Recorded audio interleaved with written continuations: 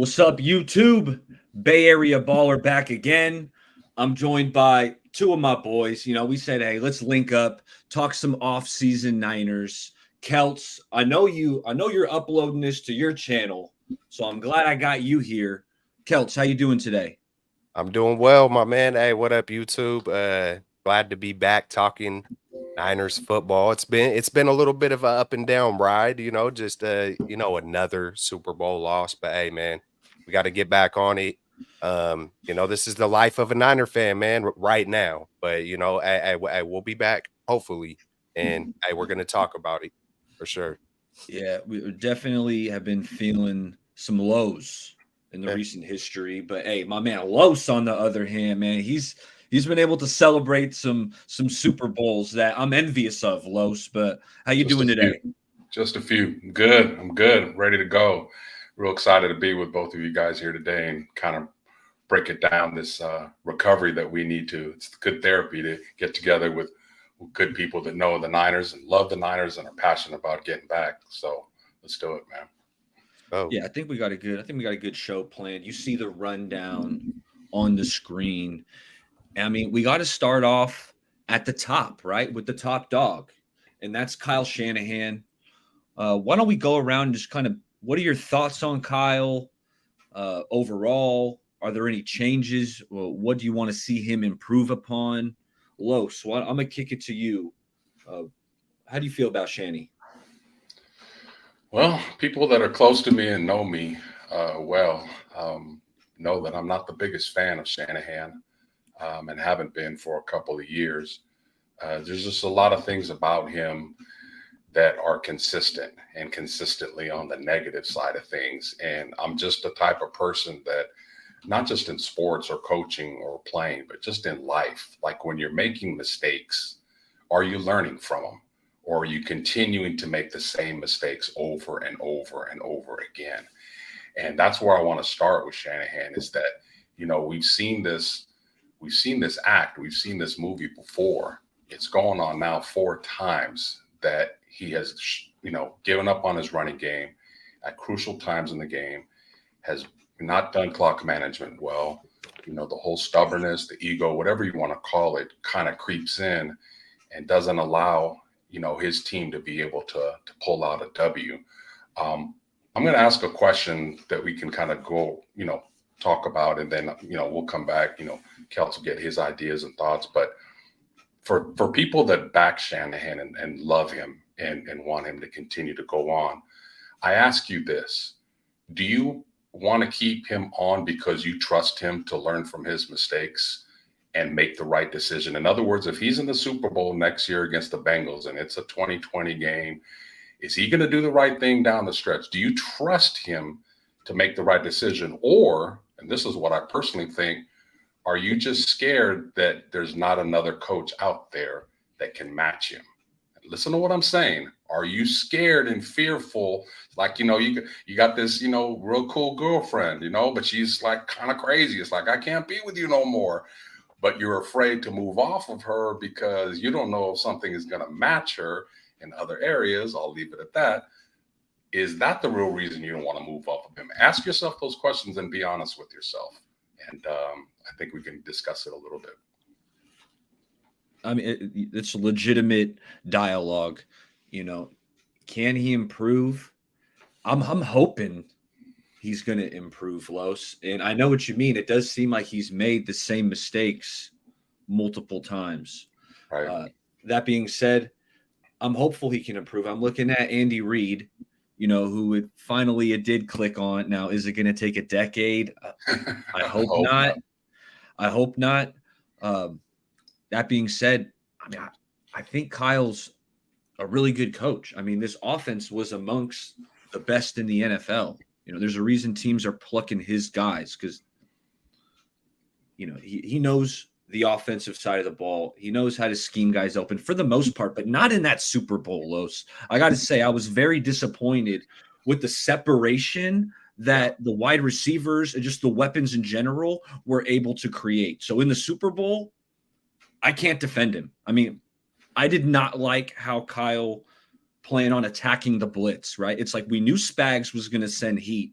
I don't think Kyle had the solution for it. He didn't have the route concepts to be like, what's up with some rub routes, right? We saw the Chiefs run a rub route in the fourth quarter. It was at overtime. It was late in the game, but Kelsey on the crosser, Fred Warner's trying to guard Kelsey, but no, they run someone at Fred, creates just that little bit of separation. Like, where's that with us? Can we get some rub routes going? It's just the concepts were not there in the Super Bowl. So I can't defend him there because I've been critical of his offensive scheme in the Super Bowl. He knew what Spags was going to do. He knew what he was going to do. And it was a bad game plan, Los. And he wasn't ready to prepare for it. I'll be honest, his game plan against the Packers was. But yeah. So yeah. I know where you're coming from. Me, now, am I scared? I don't think it's calling it scared, wanting to still ride with Shanahan, who's given us a lot of success, not the ultimate success, but we're in contention more years than not with Kyle. Definitely. So scared from the point of view of moving on to another guy and thinking that he can be just as good, if not better, than Shanahan. And I'll just add a little point to that and let my man Keltz get in here. To me, I think people are overriding and evaluating like the coaching aspect of it. This roster is loaded. It has a lot of talent. I laugh at some people that say that like a Ben Johnson can come in here and the team's going to go 6-11. Like they have a lot of talent.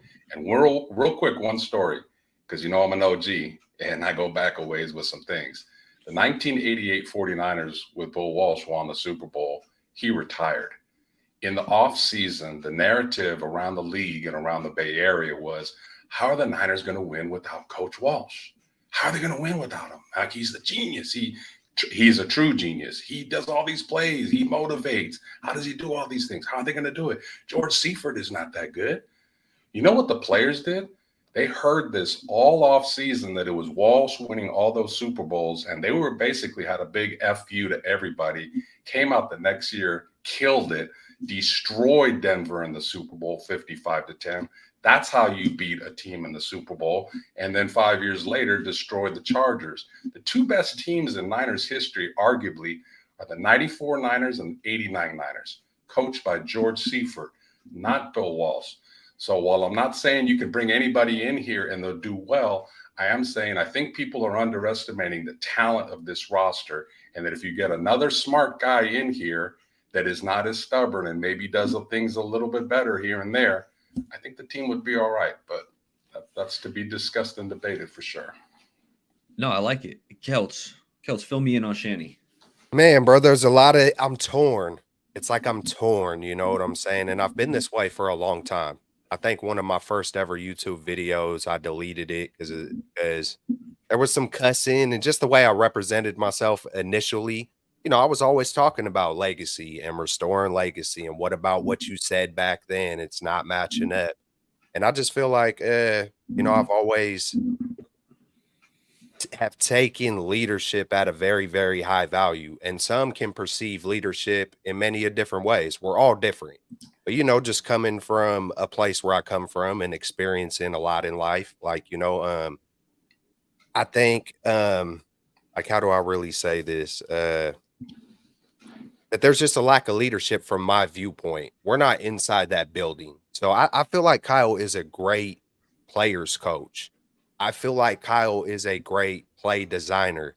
I don't feel like he's a great head coach. I don't feel like he's a great leader of men. And there are big differences in my opinion. When you hear reports, dating all the way back to Washington about just complaining and bitching about everything and, all right. So I also understand he comes from where he comes from. He probably had a pretty damn decent life. He's been around football his entire life. Some people, I don't know. I just don't like the complaining, man, about a lot of other stuff. And it feels like there's either 10 things on his mind all at the same time, or there's only one thing he's paying attention to. And it's just too much. It's too much on his plate. He fumbles in the biggest moments. We've seen it time and time and time again. Everybody wants to debate it and argue it. But, when I look at 3rd and 4s and just, rub routes, like the things that you were talking about, Baller, like how many times have we been juiced up about a Danny Gray or some kind of speed? What is the way that Kansas City beats us almost every single time? One of their X factors is a Hardman, is a Tyreek Hill, is a deep Speed. ball, is a Yep. speed. It's some all of a sudden separation, and it's like, where is ours? Ayuk is cool. Debo is cool. It feels like Kyle is in his way. I will win it the way I want to. I will pound you. I will do it the way I want. I don't care what the NFL is doing. I don't Yep. care if the NFL is changing. I feel like he's like, I'm King Kyle, and I think he knows it and he recognizes it. He's been around this a long time. I feel like he wants to go out like that Frank Sinatra. I'm doing it my way, and you know, and that's what it is. And Nice. so I'm kind of torn to a point to where it's like I'm hella frustrated, but I'm letting it go because he's a grown man. You know, I hope, you know, I could hope that he levels up, or who knows, maybe he doesn't need to level up in those ways, and maybe just let go a little bit and, you know, let this talent take over, man, because something's got to happen. You would hope it does. I hope it's not just a revenue game and it's all a part of the, you know, when it comes to sports and football, I think about conspiracy theories. I think, I've seen some wild stuff. You know No what I'm doubt. saying?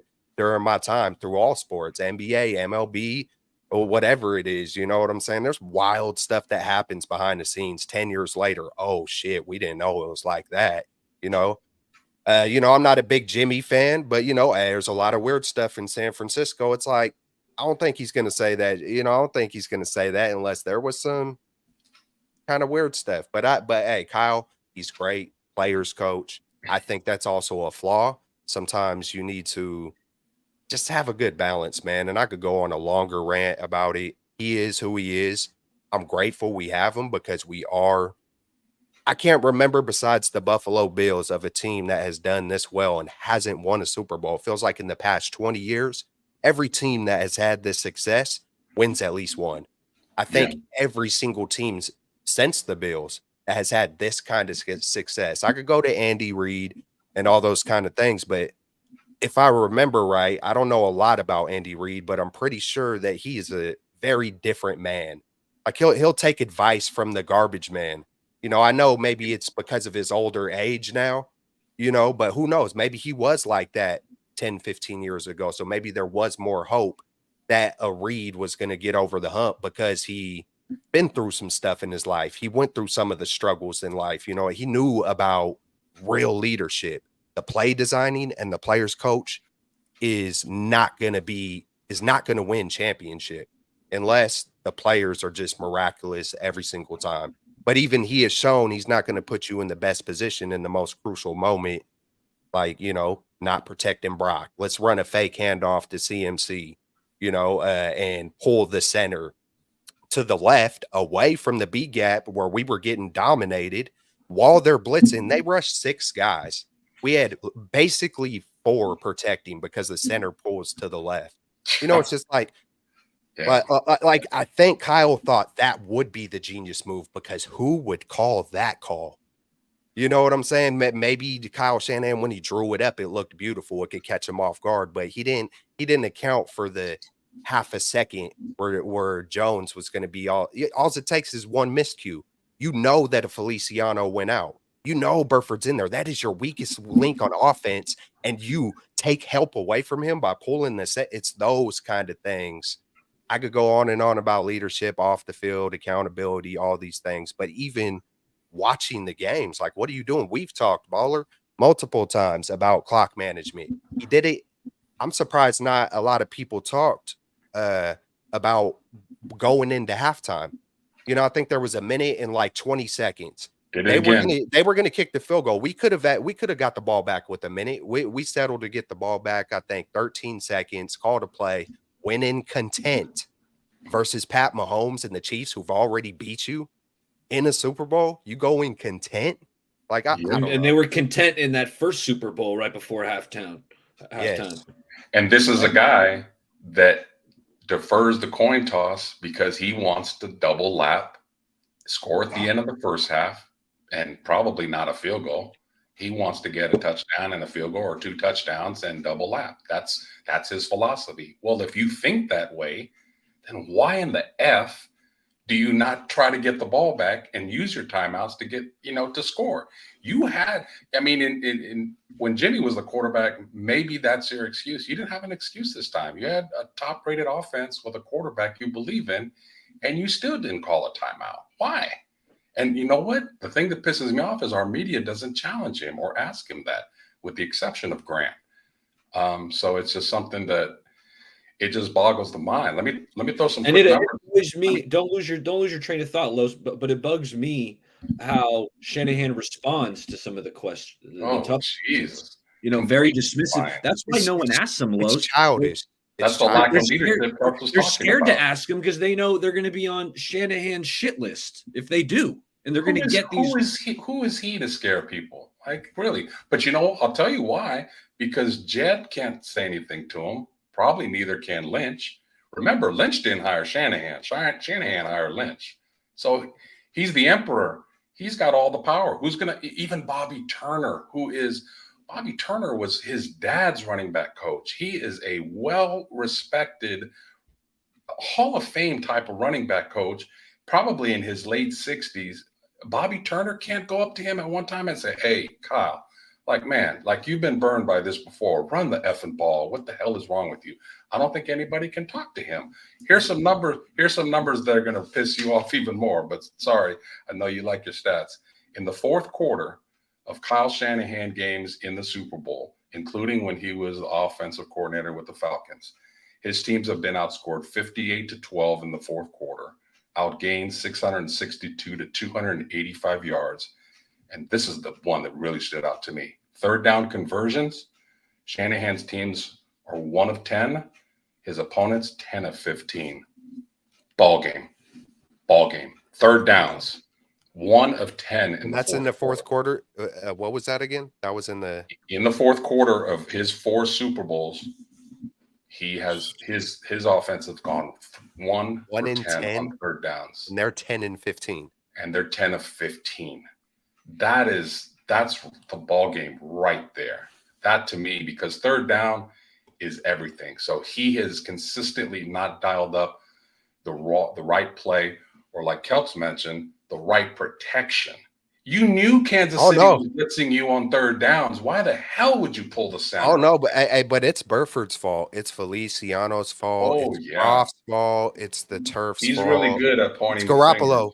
Man, Garoppolo, man, he threw the duck. It's always something. Hart dropped the interception. It's always somebody else. Yeah. But here's my thing. It should have never came to that. This is what I argue with people. It should have never came to those plays at the end, because in the third quarter, Shanahan could have stepped on the throat, and this is what he lacks, is that killer instinct. He couldn't take that. This is the second time Mahomes has thrown a key interception. Mahomes hasn't even played that good against us in the Super Bowl. That's what kills me. He throws that interception. If the Niners get it, go right down the field. It's 17-3. They stopped them again. They go down and score a field goal. It's 20-3. They stopped them again. They get another touchdown, 27-3. Game over. Is he getting tight? Is he getting tight in these big games? And yes. Where he can't think and he's not focused, or what? What's the issue? Do you think that's what it is? He's tensing up, and all of a sudden that play sheet's looking a little fuzzy. You can nothing's see jumping him. out. You can see it. You can see, or I can see it. Yeah. I can see body it. language. And anybody who truly loves it will naturally kind of. But how do I explain this? When I played I played a little bit of sports, but not even just sports, just working. No matter what it is I do, if I'm doing something where I'm on a mission or I'm in the zone, it's like when I'm in the zone, it's almost like I don't see nothing, I don't hear nothing. It's like, but then I could go to another level of a zone when the game does get bigger. Sometimes you go to like a different, I'm trying to choose my words wisely so they're not too violent, but you go to a certain level, you go to Mamba mentality. Some people just have that X factor leadership that I will not be denied, and you almost rise. You ain't even thinking about it. You just some people got it, man, and some people don't. And so far, he definitely don't got that killer instinct or that Mamba mentality, and you gotta. I feel like you have to have it. If you're, Bill Walsh, I'm pretty sure had it. Vince Lombardi, I just go back and watch all the old stuff on Vince Lombardi, and that man was a beast. Very, very wise. Smart. But you gotta have that extra X factor, man. And I think he gets tense. I could feel his heart pounding. I don't know, like you can see it The on his face is face. a little red. Face is a little Yeah, red. And man. You Yeah. could say you can see defeat. You can literally you can see defeat before it's even happening, and you're just hoping and wishing that somehow the ball's gonna bounce our way. It's like that's why you have Steve Young coming out with rally cries like you have to take it from bloody hands, not be content going into Right. halftime, not Right. freaking not protecting you got to be aware that Burford is in, come on, man. They're blitzing, they're beating us on the B gap. What is this, a game to you? Like is this all a Do you guys think if Eddie DeBartolo owned this team that Shanahan would still have a job? Honestly, no, it'd be a wrap. It'd be a wrapper. I gotta defer. I gotta defer to you guys. I'm telling you, he wouldn't, because after Walsh won his second Super Bowl in '84 against Marino, they had a meltdown against the Giants and then against the Vikings at home. And after 2 Super Bowl wins, Eddie was ready to fire Walsh after he won 2 of them, because that was just the standard. And I think, kind of deviating from Shanahan for a second, Jed York has done a great job paying people, but he's lowered the bar. He came out before the Super Bowl and said, this has been a great year. Even if we had lost that NFC championship, it would have been all good. Like, what?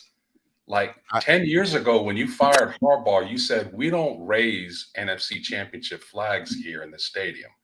And now 10 years later, because you like this coach, in fact, it's a borderline obsession, everything is okay. And that's not cool. That starts from the top. And if Kyle hears that, it's like, oh, okay, I got an extension, even if I don't win Super Bowl. So Jed is quite a bit to blame on this by lowering the bar what this organization was accustomed to, which was doing nothing less than, when it had a good team, of winning the Super Bowl. And he's as much to blame, to be honest. It's like Jed knew it. It's like Jed knew it. The first, because Jed he naturally just seems soft spoken, just compared to Eddie DeBartolo and stuff like that. Just maybe just more. Eddie was fighting Green Bay Packers fans in the stands, man. Yeah, just that little. Sometimes you just gotta, have that scowl that Kobe. I keep going to Kobe. I don't know why right now, or here, let me just throw in Steph Curry in there. But nah, man, I love Kobe, man. And diehard Warrior fan, but it's just man, it's Jed York. When I first seen, because he come out and talk 10 days before he had his little moment before the Super Bowl, and when I first watched, oh, that's Jed being Jed. There was one very interesting thing about CMC. I don't know if y'all caught that, but the second I went back and watched it again about a week ago, and I was like, when I was watching, I wasn't listening to what he was saying this time, just watching him. I was like, man, is this guy hungover too? This man's over here kind of crying, talking about. So I know he's a passionate guy, but yeah, he's talking, I'm just watching him. And it almost looked like he was defeated already too. Like you were saying, Los, like, oh yeah, man, hey, we would have been proud. And, it almost seemed like this is my farewell. It's almost like they kind of, I don't know, man. I don't know how to explain it, but you could read the body language. You could see it. And it's easier to see it after the fact. You go back and look like, damn, they kind of, true winners and leaders are gonna. Who was it? Bill Walsh. They're gonna be champions before they're champions. They're gonna carry them. They're gonna carry themselves a certain way with humility and respect, and not getting defensive when someone asks them, "Hey, how do you evaluate your offense? Huh? What? Huh? Like, come on, bro. This isn't high school. No one didn't steal your lunch, man. Like, that's the way I feel. That's the way I look at it. Like, bro, man, I thought you were making strides this year. It looked like you were building trust and joy and just like, and then Baller, when we talk about it, a little twig gets in that spoke of the bike wheel, and it's like everything just like it fall apart quick. It don't even got to be a thick stick. You know what I'm saying? It could be a little twig, man, and something kind of, throw the engine slightly off, and it's like he forgot where the gas pedal is. He's kind of just, stressing. I think this is the first time under the Shanahan era, guys, and the players will never admit it on camera, but you get them behind camera, you get them off camera, maybe with a drink or two in them when that truth serum starts coming out. I think this is the first time there's going to be some doubt about Shanahan. Kittle, I know, was pissed off at that game plan. Like if you saw an interview Spagnuolo had after the Super Bowl, their game plan was to put an extra guy in the box to stop the run. Obviously, Shanahan kept running up the middle instead of going to the perimeter where they were a little bit weaker, and then he was going to take away the wide receivers. And they asked him, well, where was the weakness? Well, we're kind of gonna have to leave the tight end open. Okay, so Shanahan didn't realize that even halfway through the game, they're taking away the wide receivers, they're pressing them, and they're playing up the middle. So I got to get George loose. What'd they do? Kept George in the block like 70% of the game. So George Kittle, which I believe I told you, Los. Yeah. Like right before the Super Bowl. I said I think it's going to be a quiet Kittle game because they're going to use him in protection. Great call. And who knows if they would have let him loose. I mean, let Charlie Warner stay in and block, man. Do not. And Kittle's a playmaker. He's a baller.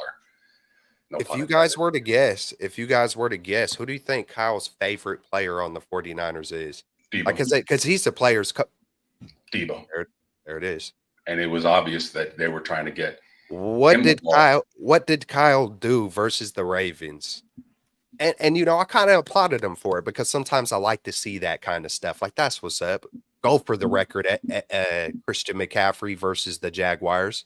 We talked about that on our show. Sometimes I like those trying to force it. But it feels like the game plan was, hey, let me see if Brock will win MVP. Man, who cares about the damn Brock? Who cares about that? Win the game. Who cares game. about the damn Debo? Man, Exactly. call a proper protection on 3rd and 4 and go out with your best shot. Like let them drop and go for it. Because then I can respectfully be like, man, the better team won. And it just sucks as fans that we always got to be like, oh, blame this, blame that. It was Burford. It was shit. It's like, damn, man, could we finally just, could we finally win? But I will be so much composed. I don't care. Or I could take a loss. But when it's just avoidable things, it's infuriating. It's when you know it was coaching and X's and O's and not that the other team and the players were better. I mean, guys, when they played Kansas City last time, they had Tyreek Hill, they had Sammy Watkins. The Niners upgraded at running back, they upgraded at wide receiver because they didn't have IU, and they upgraded at quarterback. And they still couldn't beat this team. They had more talent than Kansas City. I mean, not by a wide margin, but by a margin. That game was lost on the coaches and the X's and O's, for sure. And that's what makes it so frustrating. You mentioned Debo as the favorite player, Keltz.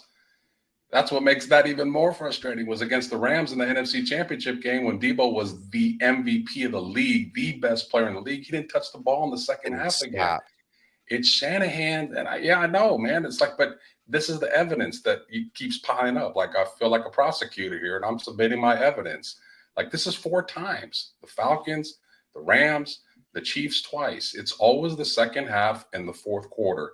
Football is a game of adjustments, just like most pro sports. Shanahan is like a director that he has this script for his movie. And if an actor goes off, ad libs and adds something and makes people laugh, he's like, no, cut. We got to run it back again. Yep. We got to do it my way. You can't do that. Hey, everybody laughed. I think it'll work well in the film. No, we can't do that. Shanny is showing that when another team counters, he doesn't counter back. Spags didn't blitz to begin the game.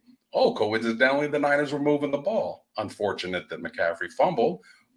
Spags made an adjustment. Oh, okay, I see what you're doing. Here's my counter. What did Shanny do? Didn't counter. That's the problem.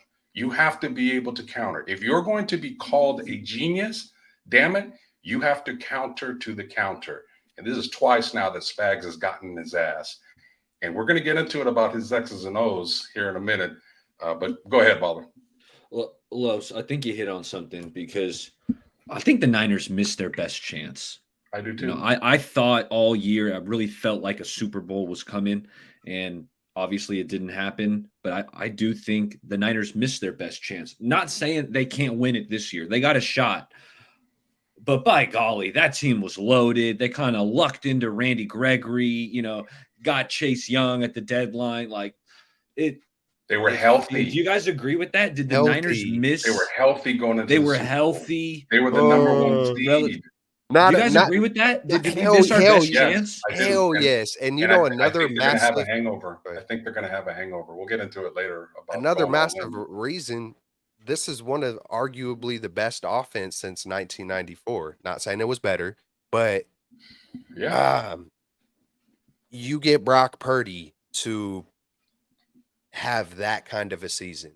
You know, hey, sometimes it really is lightning in a bottle. And Baller and I, man, we're big. We've been big believers from And in the Vikings game, I was freaking going overboard talking about, man, he looks like a young Russell Wilson in preseason. But besides that, it's just like for him to do. Sometimes they fall off, and he didn't just come back.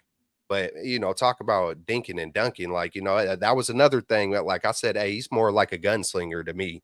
Like he's looking to attack. You know what I'm saying? He's trying to improvise by any means necessary. He ain't here in the headlights. Just let me get the shit out of here. Let me just get this shit. That when I think about dink and dunk, I think about let me just hey, the rush is coming. But to the point, the best chance, like.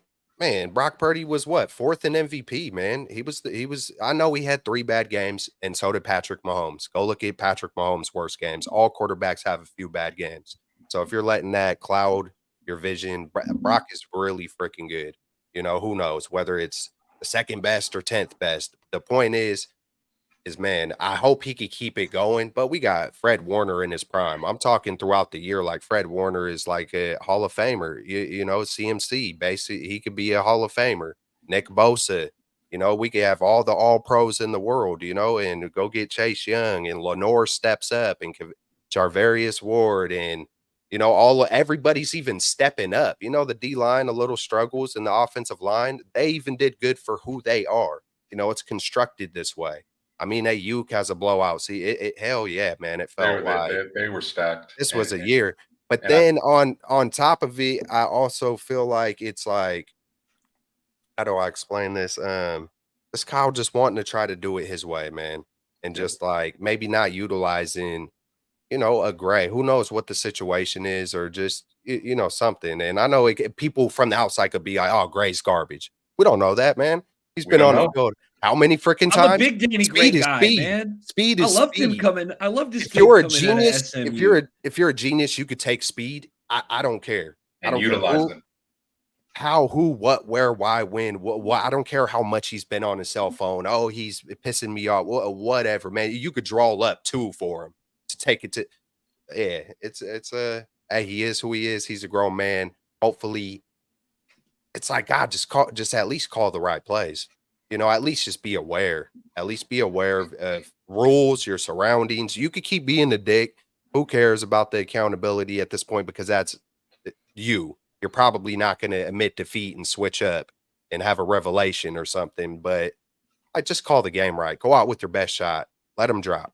You guys both nailed it. That everything was stacked up perfectly for this team this year.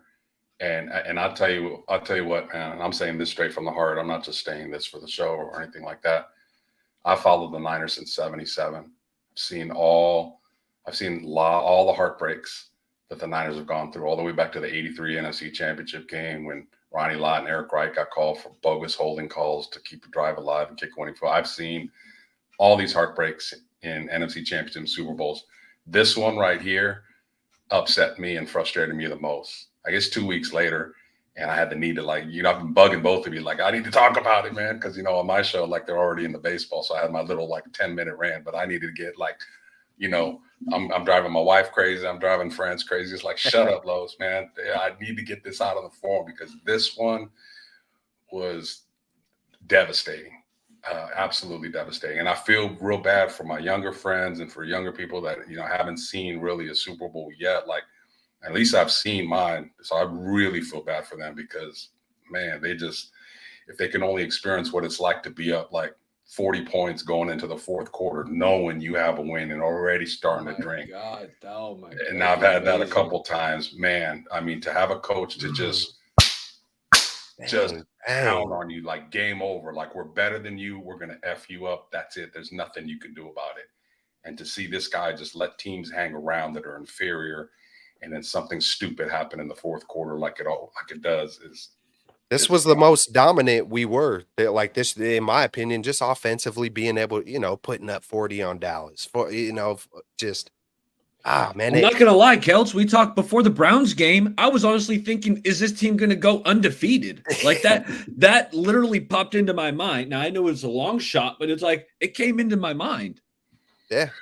We can get into some X's and O's about the offense because I'd love to. Yeah, There's no two guys I respect more. And I know X's you've brought up something, Los, that I agree with. Like, where's the Shanahan screen game? Like specifically to the running back. It's something that's really you have CMC. It's one of the best plays against a blitz that's been around for 100 years. It worked, and Reed used it against us in the fourth quarter. Go back and watch it. Like it was 3rd and 6. Niners came with a blitz. Well, just drop it off to Jerick McKinnon. That's the perfect time. That's the way you beat the blitz. And to McKinnon, you lob it over their head. He said, "Oh, y'all got CMC. Watch this screen to Jerick McKinnon." Yeah, Jerick McKinnon. He just got back from an injury, and he's going to make a huge play in the Super Bowl in the fourth quarter. That's genius, or that's actually just that's smart. That ain't even genius. That's just just kind of. This is where I kind of want to like lower the. I don't know what level or name that's below genius is, but that's what Kyle needs to be called. Like he's very smart. Let's let go of the genius aspect because he's put in a lot of hours in play designing. Whatever you want to. Where are they? He has 4 running plays. They're all outside zone and up the middle rushes. So, okay, what's the genius in that? 70% of his routes are in the middle of the field. Their digs are. Well, can I counter that one real quick before we get to the middle of the field? The run. I will say, Kyle, his run scheme I thought's pretty in depth, just in the sense that he's been doing, like he started the toss counter. Where it's like they're tossing it, but it's not a toss to go to the outside. Like they'll do that sometimes, but they toss it and it's like a designed cutback. Like I thought that was pretty creative, and then I'll give you that. The jet sweep, Kyle kind of popularized the jet sweep. And that's kind of a way to run the rock. I'm not saying he has the most expansive run game, and honestly, maybe some of that went away when Mike McDaniel went to the Dolphins, because I know he was. I'll get to him in a minute.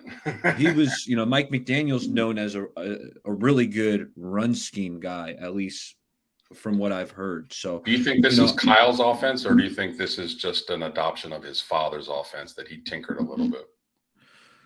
No, he's definitely changed it. We really didn't see a ton of like outside zone handoffs this year.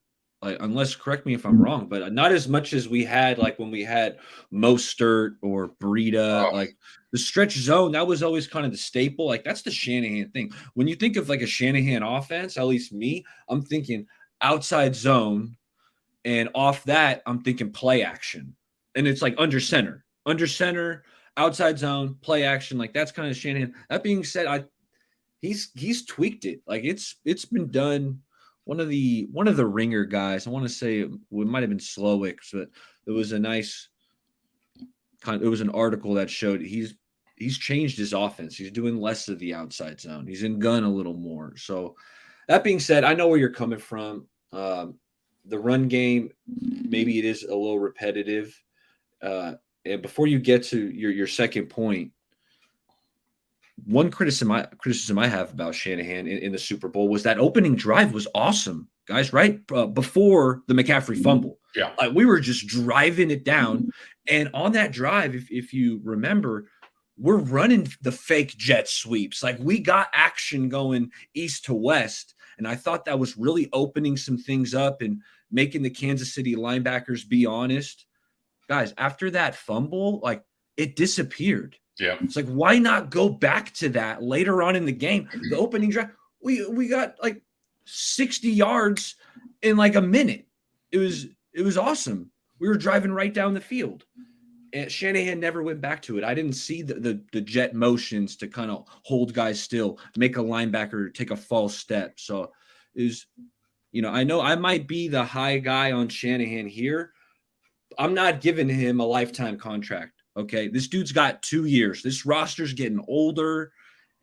I'm willing to give him 2 years unless something goes completely bombs next year. Then I would consider something. But I'm expecting this team to be a playoff team next year, and this roster, I think 3 years from now, it's not going to be nowhere near what we have now. So if you can't win it right now, Kyle Shanahan, with this team, I'm not going to trust you in 3 years when I know this roster is not going to be as good.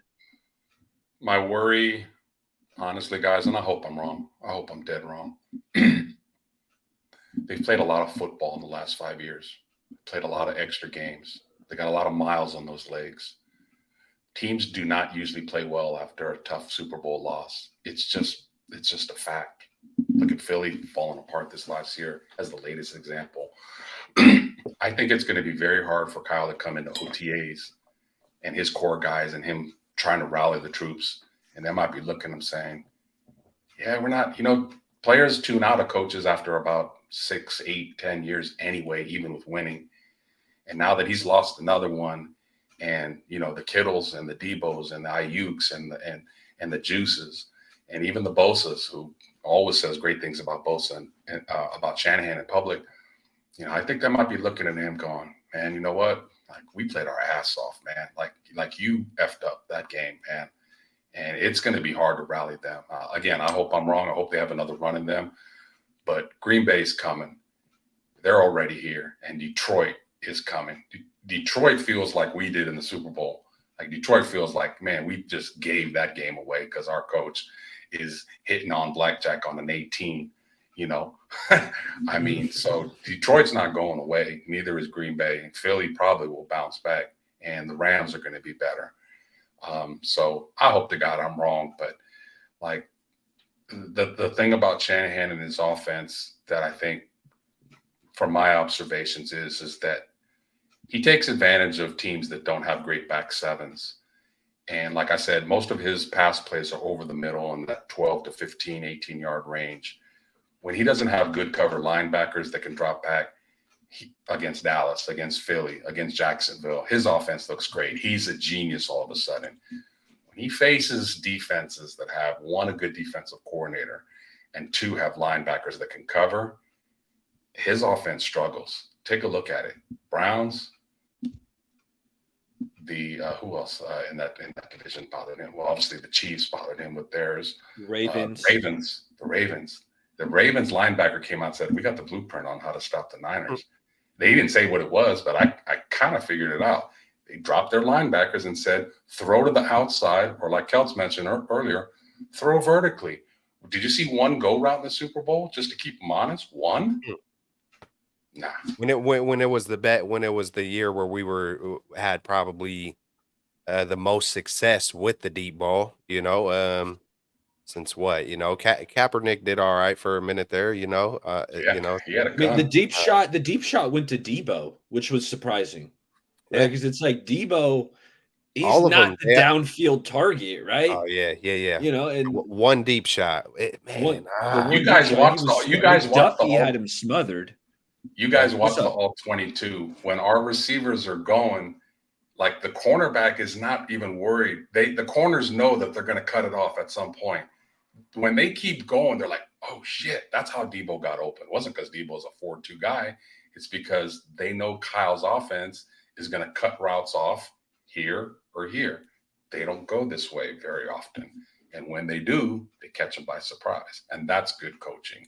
Is to know, oh, you think this way? Oh, you think I'm throwing a fastball? Here comes a curve. Strike 3. You got to do what they don't expect. And that's where I think Kyle is not a genius. Why don't we wrap up on the X's and O's, maybe give a final thought, and then, because I know we were going to talk some Kyle Shanahan. We're really talking some Kyle Shanahan. But, Los or Keltz, any kind of final thoughts on X's and O's? Maybe something you want to see schematically going forward. Go ahead, Keltz. Hey, I kind of already said it. Hey, let's utilize some speed. I'm more looking at strength. I'm more just looking at, the roster just a little bit with the speed, but it's up to Kyle to utilize it. Kyle will be like, hey, I want nothing but, athletic offensive line who can do every shift, who can do every pull, who can. It's like man, let's get some pure strength. I'm not just saying just some slugs, but like, man, let's get strong. Some Isaac Sapawaga, strength, like real talk. You could see some of our guys just getting pushed around or just, and on the defensive line as well. But I also want to see us finally utilize some just real speed, just for the threat. Hardman, he ain't going to go out there and, go for 200 yards, but he's going to make those 2 plays that could potentially shift the whole game. And so I would like to see, a shifty, kind of artillery or not how, what's the word? Utility knife, type dude, man. And with X's and O's, just, it's more management, man. It's more the clock management. It's more situational. It's more just quit trying, use a little bit of simplicity, man. It's like we've seen it in 2012 all the way up into it's like we stop running 2012, run 4 plays from the 5-yard line. But it's like Kyle's following suit. It's the same, we get into the Super Bowl. It's like, just do what got you there. And, don't be scared, man. Just lay it on the table. Every single fan will respect the shit out of you if we knew you went out with your best shot. And it feels like we haven't seen that yet. We've seen glimpses in the regular season, but like when it really comes down to it, when it comes down to winning the big one, we don't see those best shots. A third and 4 in the fourth quarter. If they were to hand it off or get it to McCaffrey 2 times, and if they didn't get it, fourth quarter and overtime, if they didn't get it, guess what? I can live with that. You gave the ball to your best player who needed 4 yards, and he had 2 chances to do it. I can live with that, but that's not what happened. Might have gotten too cute. That's what happens. Kyle gets too cute. Do you think Kyle's dad, Mike, came off of Terrell Davis in the Super Bowl? Nope. I'm gonna say no. And that's why they won it. And that's why they won it. He was MVP, right? Wasn't it Terrell Davis? Yeah, migraine headache, and he still ran crazy over him. And Mike Shanahan had John Elway, a Hall of Fame quarterback, and he still knew when to run the ball at crucial moments in the game. Yep. Even John was running. Even John was helicoptering through the sky, man. Right. They gave it their best. They that's when their coach is like, hey, just do whatever it takes to win. Or, they wanted it as well. But, yeah, man. Hopefully we're not in a John Elway situation where we got to wait like 10 more years and Brock gets one at 40 or something. Well, let me respond to Mr. Mike Frost. Now, I'm not going to call you what you called us. Where's this at? Go ahead and read that. Go and read that while I kind of fire back at him. We know football, bro. Like you may not have like tuned in at the beginning of the show and heard like the narrative. It's worthless. But, like if you think like nobody can come in and coach this team. See, my plan was not to fire Shanahan a couple years ago when I kind of saw his shortcomings. I wanted them to trade him because he's such a great coach. Get some first-round picks, maybe even 2 first-round picks for him, and promote Mike McDaniel, who I think is just as smart, knows this offense just as well, and quite frankly, has a nutsack bigger than Kyle's. Didn't happen. Went to the Dolphins. Now, if you say, well, what does Mike McDaniel want? Don't compare. If you say that, then you really don't know football, and you're challenging 3 people that do, and you're going to lose. Compare Mike McDaniel with this roster, not with the Dolphins, and tell me how he would do. Secondly, when that didn't happen, I wanted them to again trade Kyle Shanahan and promote DeMeco Ryans. I heard he did a pretty good job as a head coach. The point I'm trying to make that I did 30 minutes ago, and maybe you were here and maybe you were not, is that this roster has a lot of talent. And no, you can't get any dumb coach up in here to coach it. But there are a lot of other smarter coaches in the league besides Kyle Shanahan. You may consider him a messiah and an emperor, but not all of us are disciples like him. And all I'll say is you probably were upset Mark Jackson was fired by the Warriors and said, oh, my God, who the hell is Steve Kerr? He was working on TV 4 championships later. Talent wins and coaching tweaks it so you can win the big games. So my final word on Shanahan is he's here. He conned Jed York into giving him another extension despite not winning a title, despite coming up short in big games. He's here. We got to live with him. All I hope for is that the man finally learns. It's been how many years has he been a head coach? Learn your lesson. How many times do you have to be in this position to learn the hard way, change your ways? Like Keltz said, utilize speed, and damn it, play your rookies. Like you draft these guys that are pretty good, and it's like you sit them. Like McCaffrey got 97% of the carries. Mason didn't get no love. And McCaffrey could have been in that Super Bowl a little bit dinged up because they didn't use Mitchell. They didn't use Mason. That's another thing about Shanahan that needs to be improved. Oh, by the way, he also doesn't coach the 2-minute drill or practice it. I don't know any coach in the history of football that doesn't practice a 2-minute drill. It's kind I of thought that was like a weekly thing. Every Thursday you're supposed to practice the 2-minute drill. I mean, so my hope for him, quite simply, is he's here.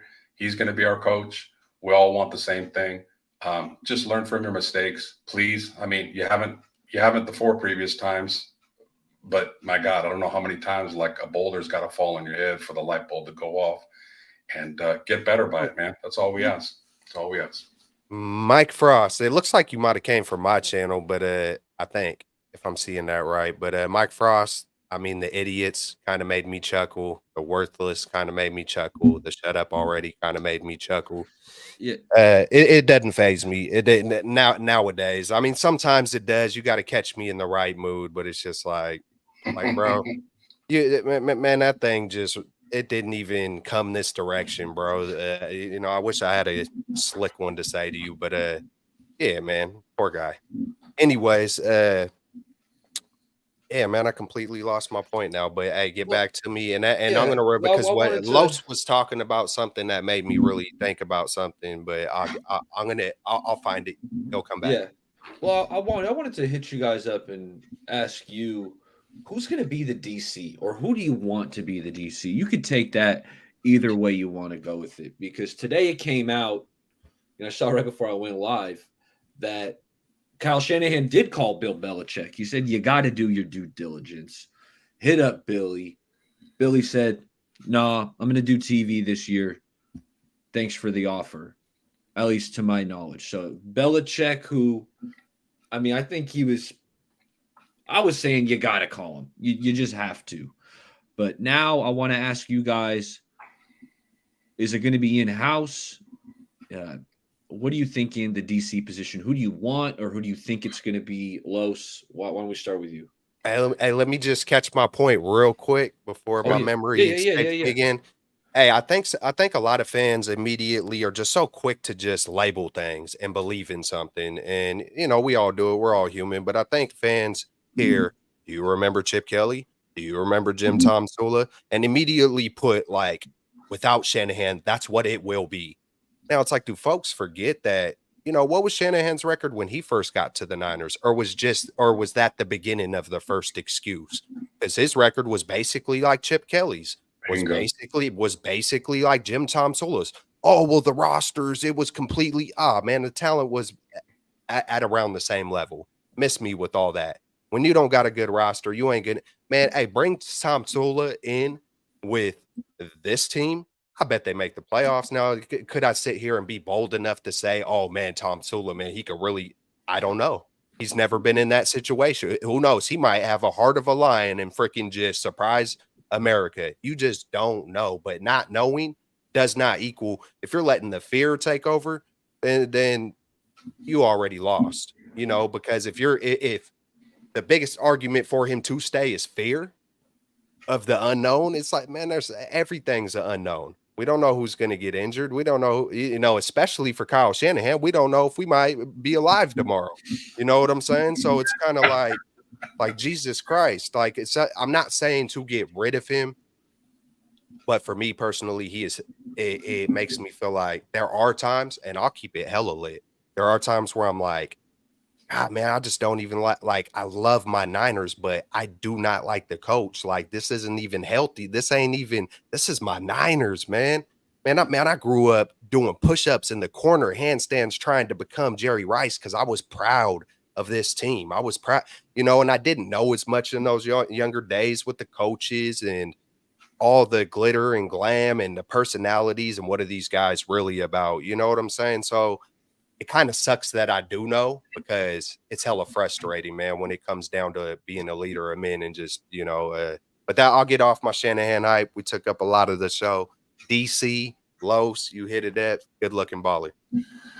Yeah. I mean, based on how the organization seems to be run, it seems like the common way to go would be stay in house. I like Johnny Holland, the linebacker coach, a lot. He has a lot of respect in that locker room.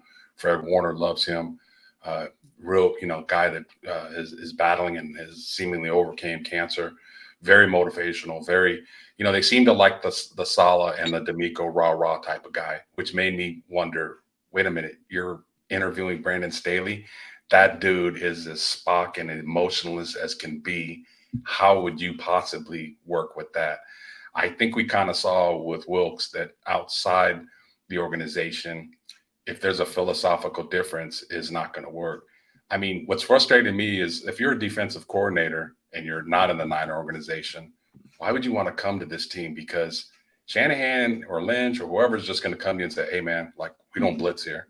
Like, third and 5, 3rd and 6, like, we rush 4 and play a zone defense.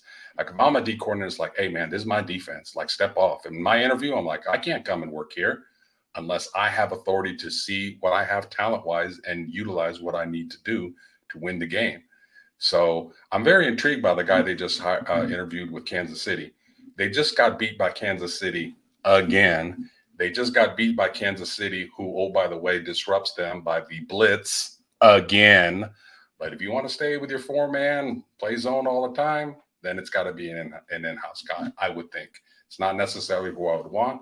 And based on the staff, I would say Johnny Holland, because it sounds like Kasarik doesn't want to be a defensive coordinator.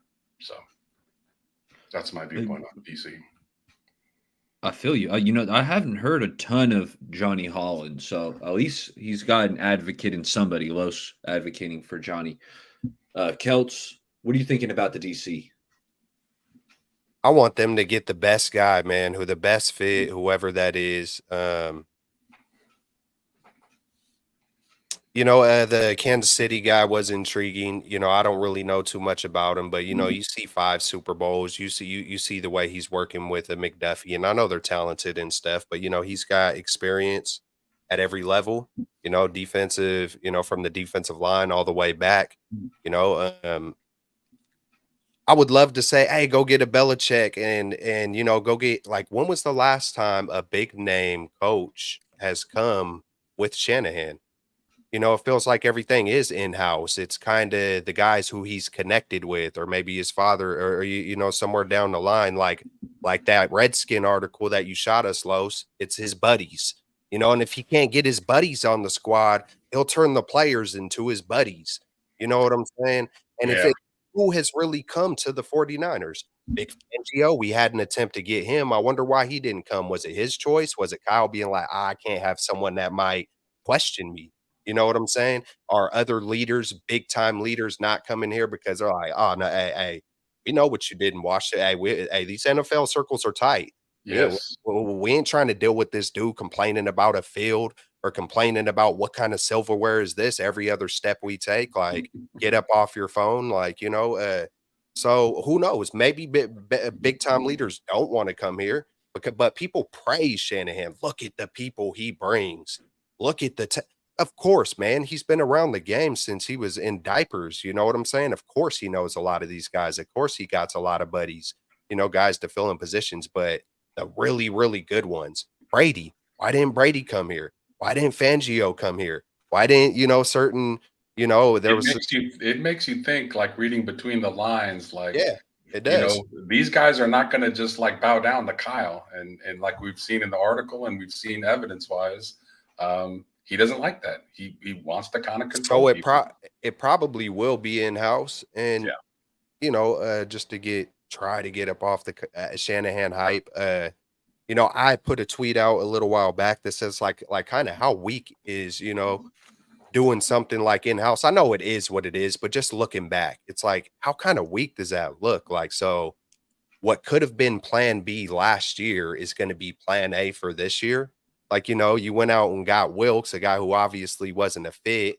Maybe you didn't do your homework enough or whatever it was. But then so the next option probably would have been someone in-house. So now that's going to be – so we delayed that guy for even growing for a year, a Johnny Holland or a Nick Sorensen, someone who could have stepped up last year.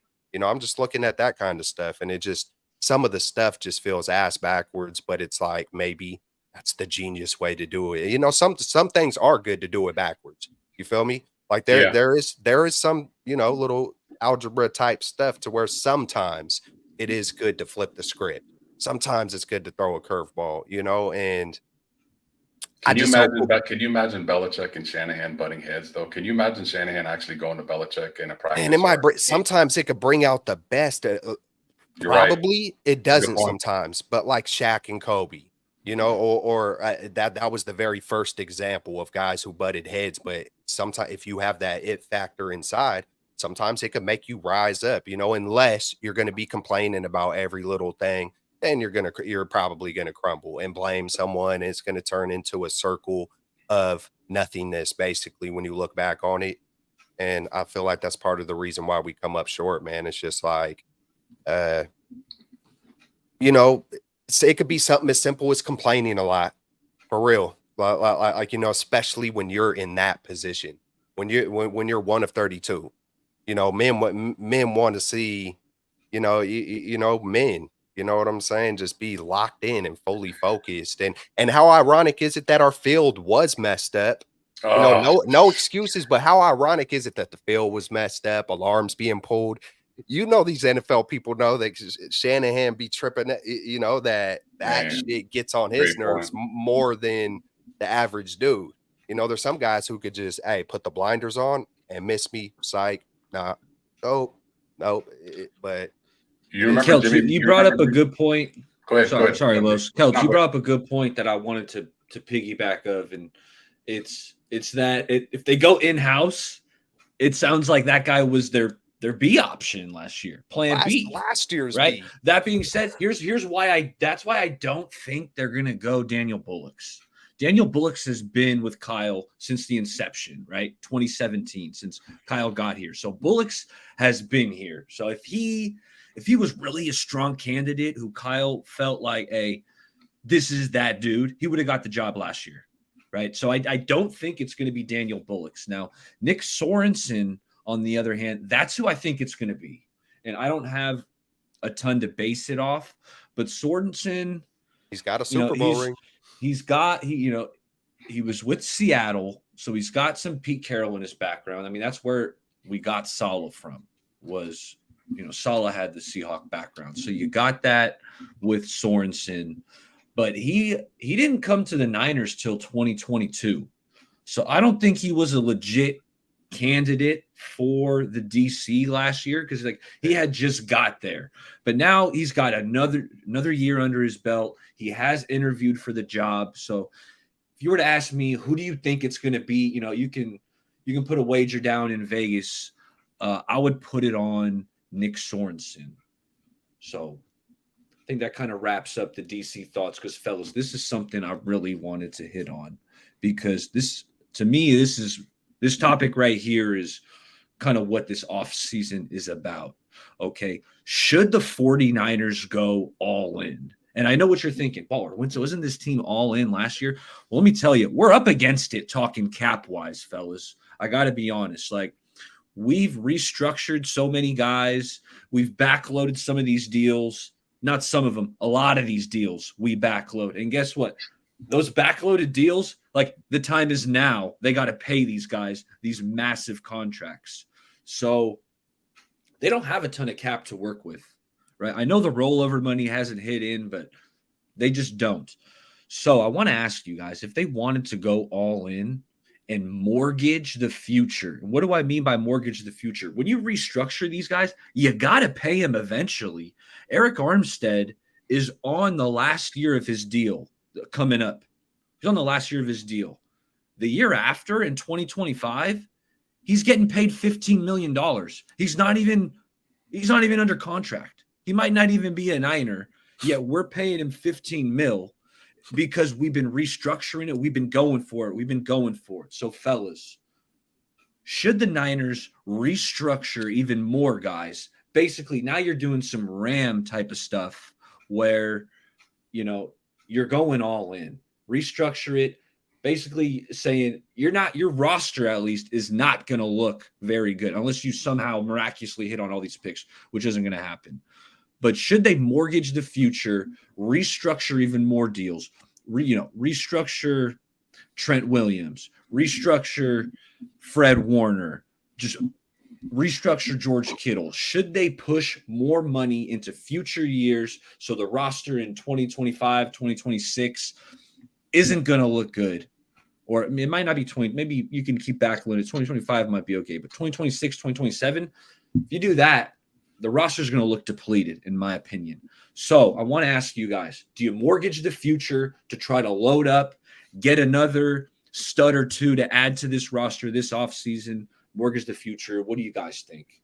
My biggest concern, my biggest freaking concern is Shanahan in crunch time. I think you could put 5 more all pros on this team. And I don't think it's going to matter. You can have a whole team of all pros. And if how many more do we need? And if the main leader is choking, it's not going to matter. I'm trying to be real at the same time, but it's like, I think you should play it safe, not mortgage the future. And I think you need to utilize your draft picks. Don't go trying to do a freaking reverse, whatever you want to call reverse genius activity and draft a Moody and a Latu when Dawan Jones falls straight to you and he fell in your lap.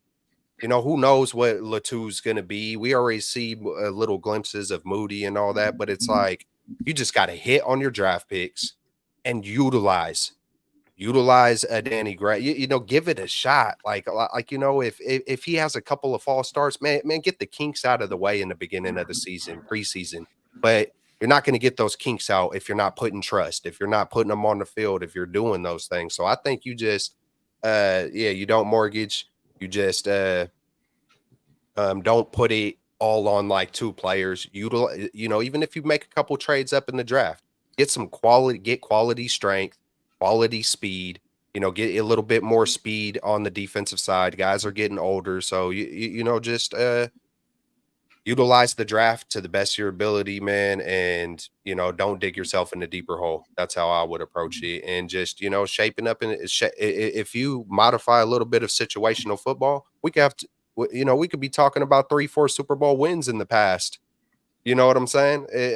We're like right there, and I think a lot of it, because look what we did with a Mostert. Look what we were doing with guys who, were undrafted free agents, even Elijah Mitchell before CMC. I think it comes down to those crucial moments. And I think we could get by, as long as, you're delivering when it counts the most, just coaching wise. Sounds like Jesse Naylor agrees with you, Keltz. He's saying, Bay, no. And shout out to Jesse. Thanks for stopping by. He said, don't do it, please. Build around the young core. And if Purdy's him, they'll win it at some point. So he's thinking, Los, real talk. What are you thinking? What I want them to do is exactly how Keltz broke it down. They have to trust, you build a team through the draft. That's how it's always been through the years. Look what Jimmy Johnson did with the Cowboys. He turned Herschel Walker around into 7 draft picks, and all of a sudden he got a dynasty out of it. But the key is you got to hit on those picks. Niners have been hit and miss in the draft for a lot of years now. Passing and not even scouting, Mahomes being the biggest one. That's one that keeps coming back to haunt us. But yeah, I agree. Like draft well and don't mortgage the future. Build around Purdy. He's going to need to get paid pretty soon, and hope that you hit with some of these young guys and damn it, play them. Like if they have talent, play them. Like I'm really kind of getting tired, not to go back on Shanahan, but just the whole 49er philosophy of redshirting players. Like Jalen Graham, to me, showed me a lot in the preseason. I think he would have played a little bit during the season. He could have been the 3rd linebacker to come in over Oren Burks.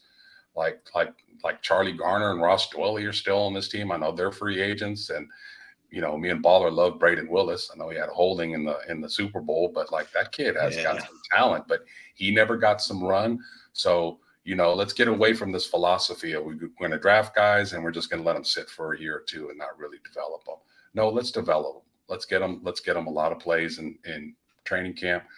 Let's build with that roster. Let's build with our young quarterback who was proven in the Super Bowl. It wasn't too big for him.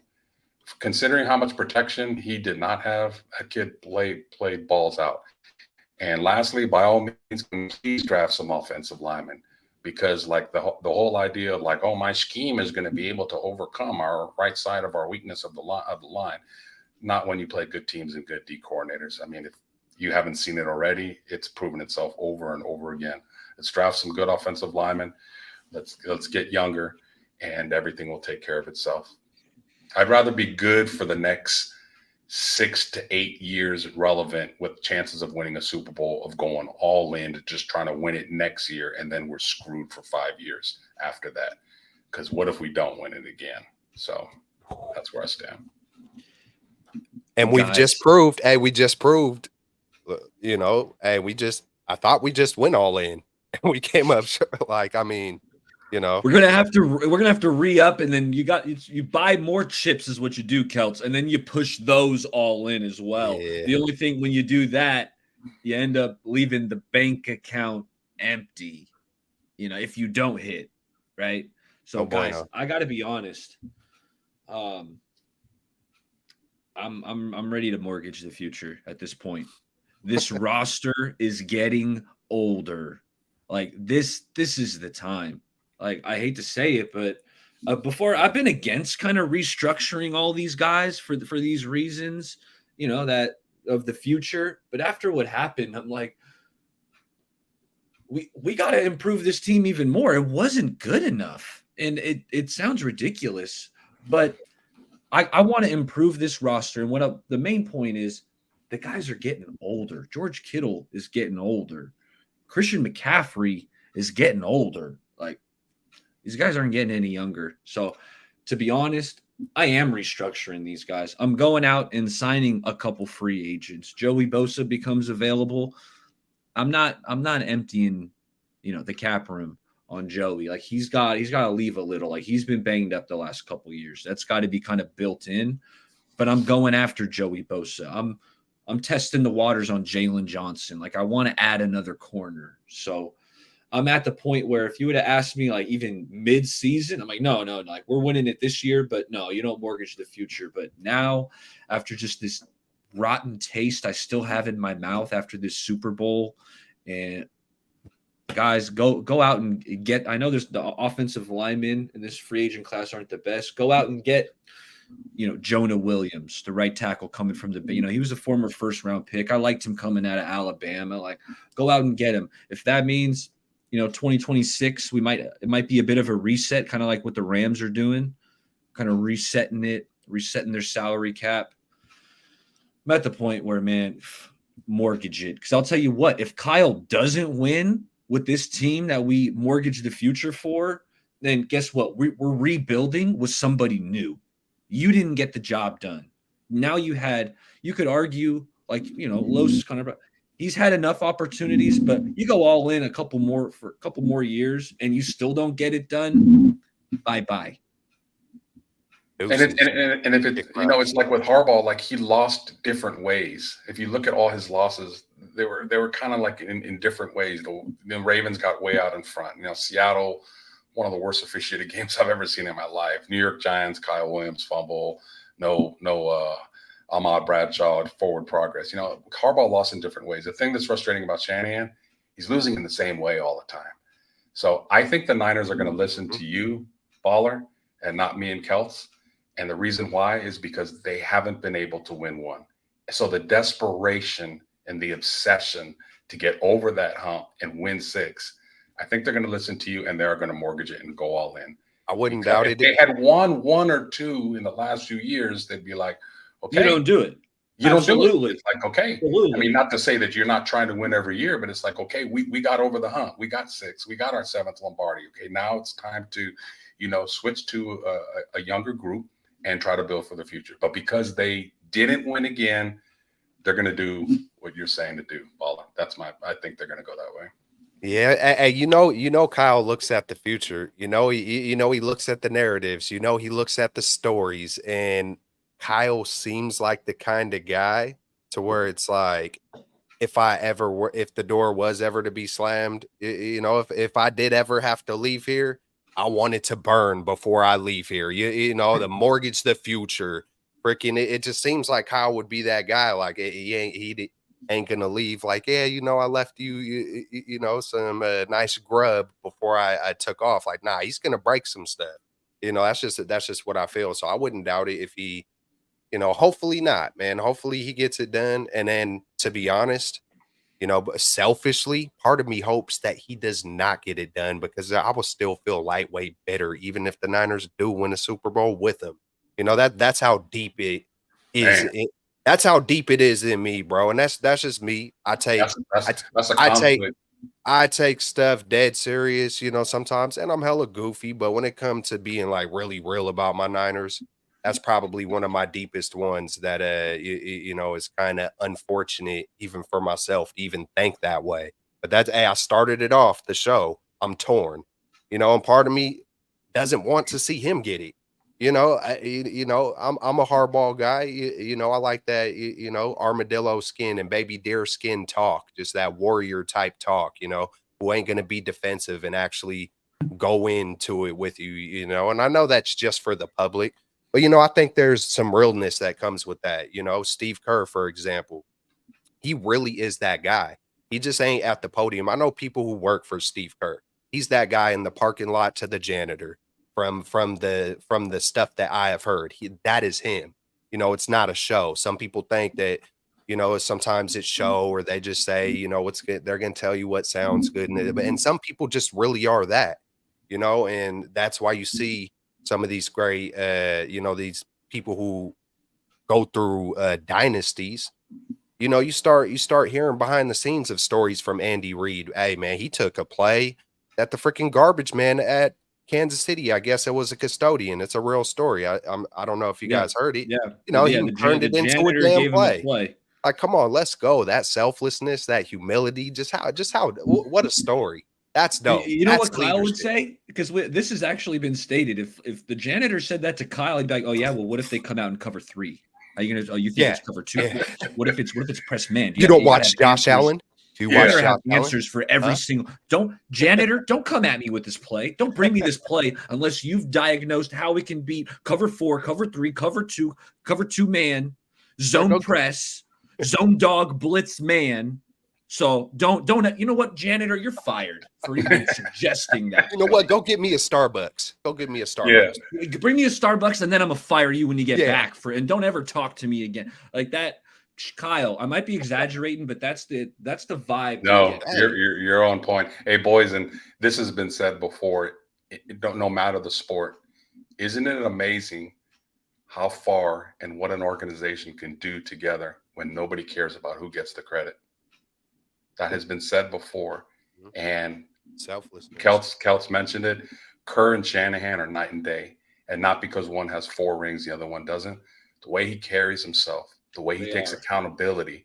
Kerr goes up there on the podium and has said many times, "I made a mistake taking Moody out. He was hot. I shouldn't have taken." I mean, that's leadership. The players hear that and they're like, "I'll run through a wall for this dude." Shanahan, on the other hand, if you heard him at this last Super Bowl, he said, "I don't regret any decision that I made." Like, he kind of in an indirect way threw his players under the bus by saying that. Go back and listen to him. He said, "I don't regret any call that I made." It's not Shanahan's fault. He was still hungover. He gets a pass. Yeah. He wasn't having a good day. He just lost. No, it's a joke, man. But it's unsettling for sure. It's the, I don't really want to say real ones, like there's a pedestal or something, but just people who truly care about it. And people that know even a little bit of logic about leadership. It's easy to see, man. And I feel repetitive at this point. Yeah, no doubt. But all valid points.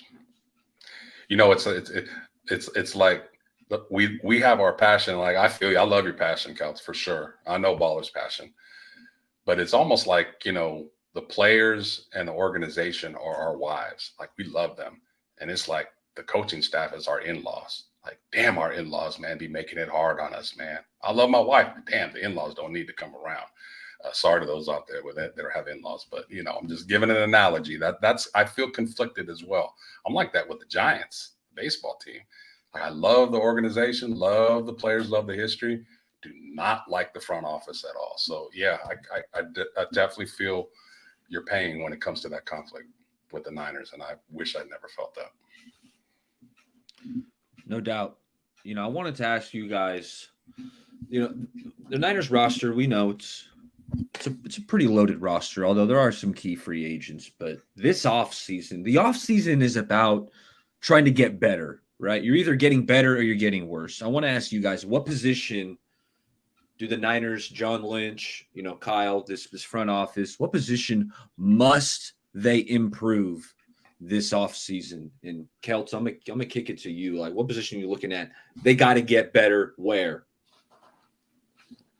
The obvious, but all right. So I went through 2 waves so far, especially after a Super Bowl loss. It's obvious. Okay, man, enough is enough, man. At this point, why not with 11 picks go up and get Fuwaga? Some people, it's easy to throw. Yeah, words. baby. Some people, you throw words around. Oh, how could they? Hey, you never know. You just never know. We've traded up, I think I said 4 times out of 7 years. Ayuk, Jair Brown, and into the first round, of course, the mega deal with Trey Lance and Reuben Foster. I know, but the point is, we get active. I wouldn't be surprised to see it. It truly wouldn't. But then on the flip side, I wouldn't be surprised to see a Darius Robinson and staying put at 31. And I went and watched some tape, man. I love Fuwaga. I love I don't want to mess his name up. I almost said Latham. It might be Latham.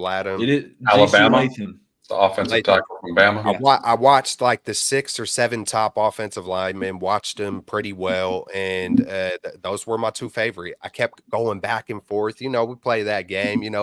What am I looking for? I was just looking for – I was mainly, to be honest, looking for guys who weren't getting bent back, because I see guys getting bent back in college, and that worries me a little bit. So I was like, who wasn't getting bent back the most? I was like, well, let me look at the feet. I want to see the strength, because I feel like that's one thing that's lost.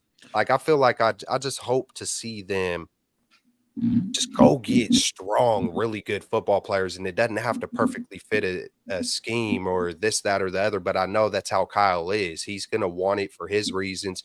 I will be happy as long as we don't see something like Moody and Latu when Dawan Jones was there. If I'll respect Darius Robinson, a defensive end, edge rusher, because he was my favorite out of the 5 or 6 guys who could be there at 31. I've heard some other names, Chop Robinson and a few others, but he was my favorite. And so I just feel like, and then also defensive, the interior. I want to get another strong. I just want strong mountain of men. You know what I'm saying? BJ Jones type of guy. They could work on the athleticism, throughout their career, but you can't really. I want those intangibles that you can't coach up. I want just that pure strength, that man strength, or that fast speed, a Troy Franklin, out of Oregon. You know what I'm saying? I want to see stuff like that. I want to see some game changers. I want to see some strong men, and that's what I hope to see, man. And just as long as we don't do something where we got to Google the guy's name, or why the hell did we take a kicker here, or who that, a Joe Williams type pick, or so we must improve the trenches. And of course, I'm going to leave some meat on the bone, but I'll just say trenches for right now. Yeah, no doubt. Los, one position the Niners must improve at this offseason. O-line. No doubt. At some point, to piggyback off Keltz, you need to be able to just handle the man in front of you with no scheme. Yep. You just need to be able to, my 5 guys are going to block your 4 or 5 guys one-on-one. I don't need to pull this guy or motion this guy. I don't need to trick you. I'm just going to beat you. My right tackle is going to beat your left end all across the board. So, what they've done over the last few years, quite frankly, it works in the regular season. But when they come up against a Chris Jones or they come up against McDonald, the Rams, and they wreck them late in the game, like how many times does it have to happen to you? So this is a good draft for offensive linemen. I'll be honest with you. The draft is one of my funnest times of the year. I always study. Haven't got into it this year because I'm still a little frustrated and upset. Like football kind of took a little pause away from it. So I haven't got into it as much as I usually do. But I know the names as far as the top.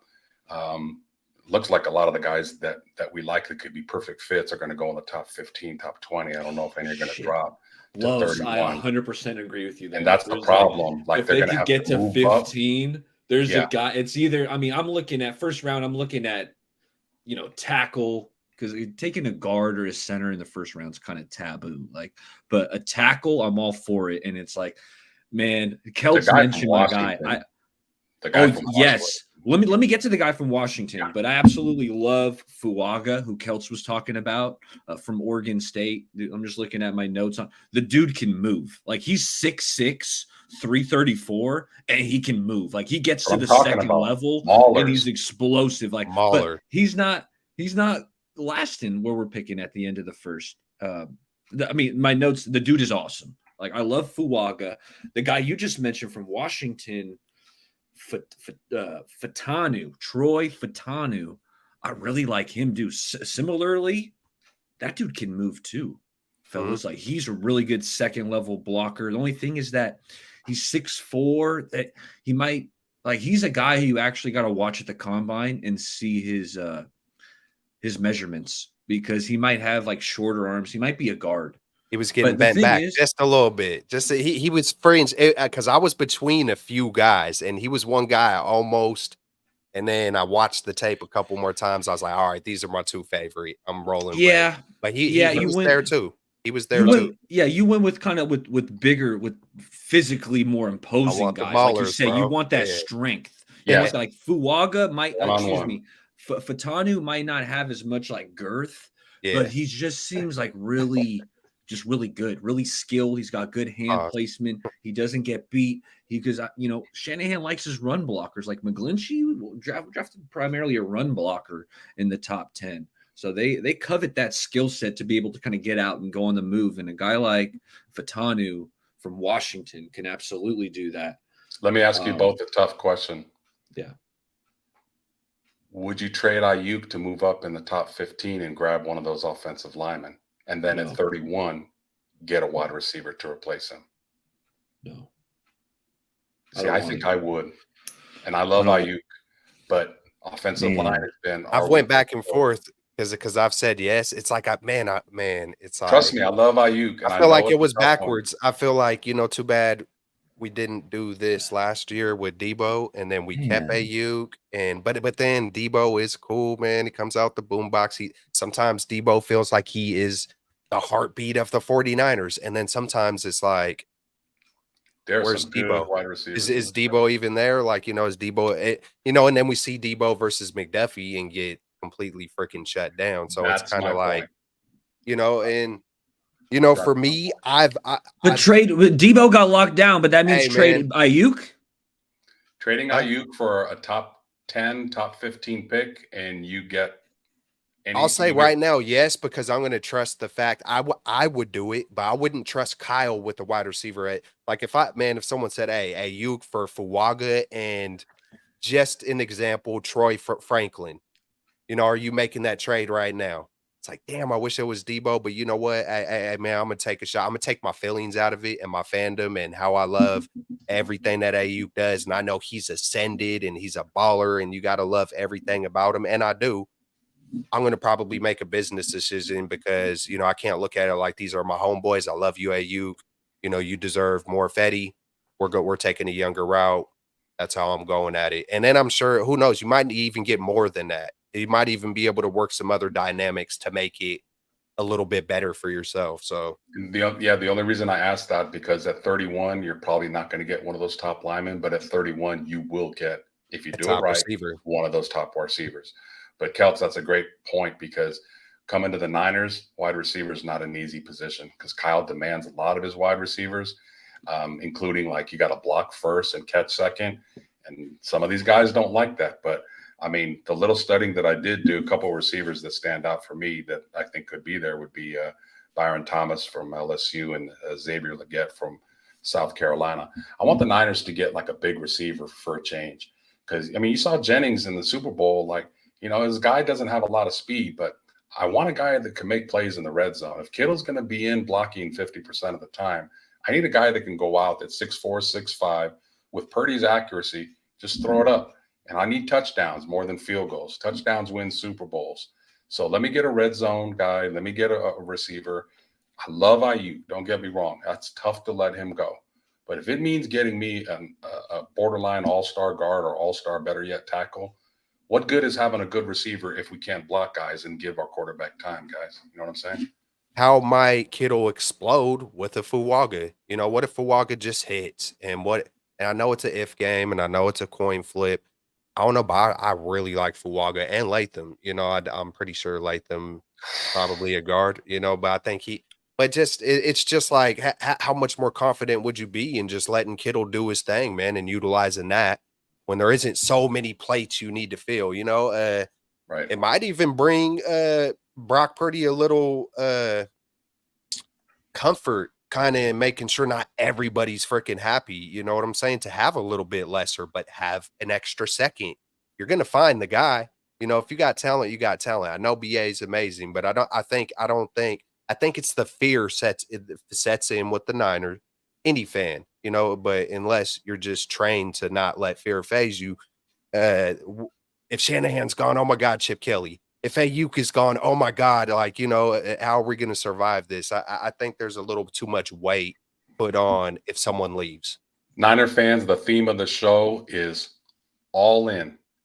You know, we're not hesitating. We're putting our chips to the table. We're going all in. Los, I just galaxy brained something, and we're going even more all in. But no, I do not want to trade Brandon Ayuk, and that's because I want to hold on to my blue chip talent. I hated trading DeForest Buckner. Like right before the trade went down, when we traded DeForest Buckner, there was like it was a rumor that popped up on my phone, like Niners could look to trade DeForest Buckner.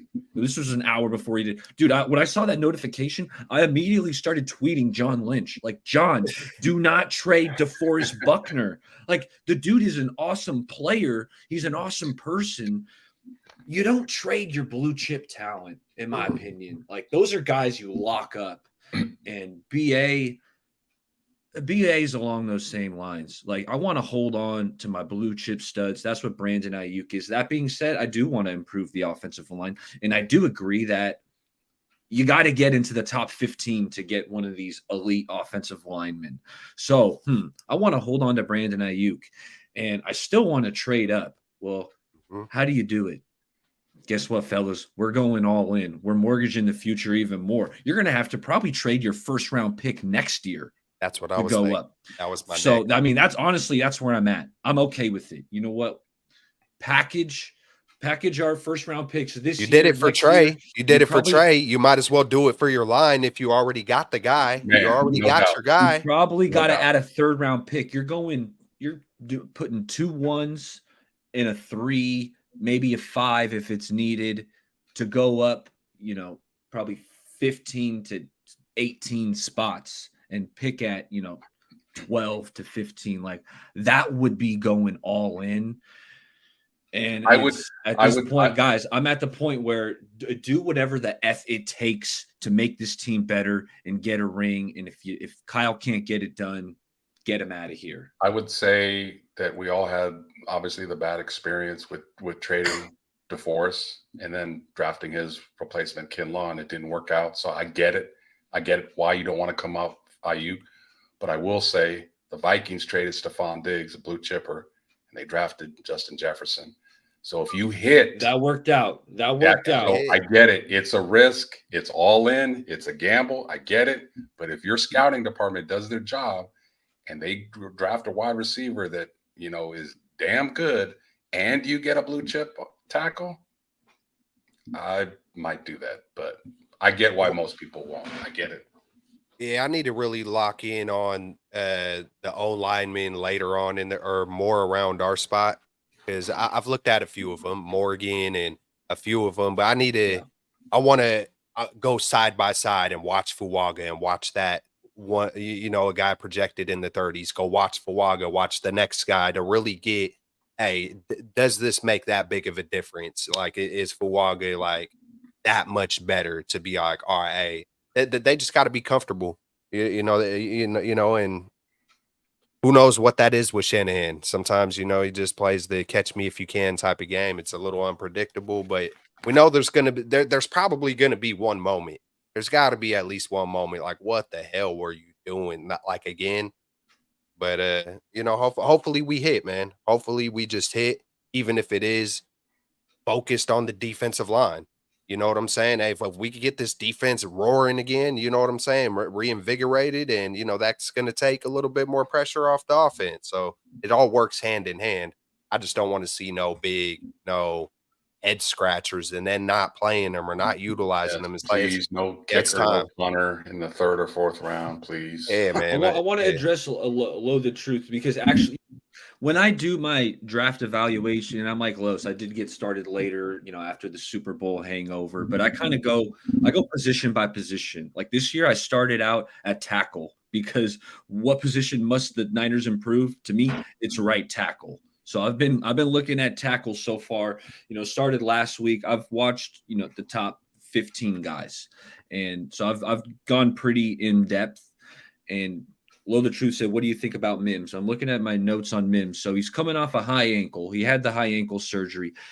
He's a Georgia product. He did play right tackle. Not a ton of experience for Mims. Low the Truth only played 800 snaps, which is almost just like 1 year, like full year of starting. Like he doesn't have a ton of experience. He's huge. He's 6'7", 340. Doesn't feel like a Shanahan kind of tackle, because he doesn't move that well. In my opinion. I thought his pass block sets look kind of choppy. He just doesn't look very fluid like Mims. I see the potential. He's strong as hell. When he gets his hands on you, you're not moving. But that being said, I think I'm lower on Mims. I don't think he's a Shanahan pick. I would go, if I'm looking further down, at someone who will be there at the end of the 1st round. You said Jordan Morgan. He's cool. But I'm looking at round 2. I'm actually thinking corner in round 1. I really like some of these corners that could be there round 1. Namely, TJ. I feel like TJ Tampa out of Iowa State is kind of that last cornerback I really want in round 1, because I would love one of the Alabama products, whether it's Terrion Arnold or this dude Kool-Aid McKinstry. I don't know if you guys checked out Kool-Aid, but this dude is sticky and he's got a sick ass name. So it's like Kool-Aid. I would love him. I'm not sure he's going to be there, so I'm looking at the Iowa State product. I like corner round 1, and then round 2, I want to get the tackle, because what college have the Niners drafted a couple offensive linemen from? Notre Dame. Yep. Okay. Aaron Banks. Yep. Aaron Banks. And there's a right tackle in this year's draft class who I've been seeing projected to go kind of round 2-ish, and that's Blake Fisher. And my notes on him are he takes really good angles. He knows how to wall guys off and kind of seal it in the run game. I watched him versus Ohio State. He was freaking awesome. Like and then PFF graded it as like one of his best games. It just so happened that was like the first game I watched, and I'm like, why the hell is this guy projected to be a 2nd round pick? He was freaking awesome. Like he didn't give up like a single pressure that I saw. He's a good mover. He's pretty big, Keltz. I know you want some girth, you want some strength. He's 6'6", 312, so he's not like a smaller tackle. I thought he was really good, especially in that game I watched against Ohio State. He went to Notre Dame. He played right tackle. We have a hole at right tackle. So I think Blake Fisher in round 2 makes a lot of sense. You guys check him out and get back to me. Yeah. Have you looked at defensive line yet at all? No, I've only done tackle, Keltz. Right. I'm like, and I still got 5 more names on my list at tackle. And then I'm debating, which position, because I'm going by like Niners needs, right? That's kind of how my mindset. Yeah. So tackle was the biggest need. I'm hitting that first. The next position, I think I'm going to go at. You know what? Keltz, it probably is D line. It probably because that's a huge need. We got a bunch They're of free losing some agents guys, along the yeah. D line. Yeah. For Yeah. sure. So that's probably And you know, we love to do that. You know, sometimes we could all be screaming O-line, and not just because it happened last year, but that's been the philosophy so far. So I mean, logically, it's like it wouldn't surprise me to see Darius Robinson. Hey, but go check out him though, baller. I've seen it quite a few guys, but That's the kid from Missouri. yeah, I believe so. I believe so. He's yeah, big, yeah. 6'5", 281. Yeah.